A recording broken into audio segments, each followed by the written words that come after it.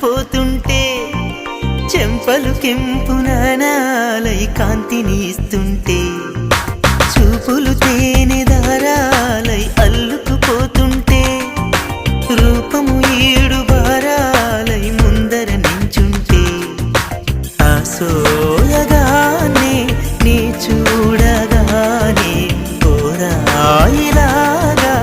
అయ్యాను నేనే